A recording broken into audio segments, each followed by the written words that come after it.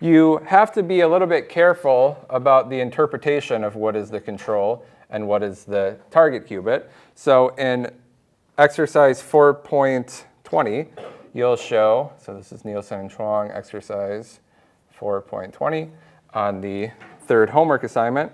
You'll show that if I pad the C0 gate with Hadamards in this way, you'll show that this circuit is actually equivalent to a flipped C0 gate. So the control being the bottom qubit and the target being the top qubit.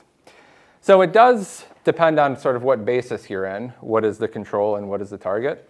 We can use this interpretation as long as we're in the computational basis, but depending on what basis you're in, if we do Hadamards before, we would be in the X basis. It can be less clear what is the control and what is the target. So just a note about that, it's in general good to think about 2-qubit gates as affecting both of the qubits. And you can kind of see why that would be here.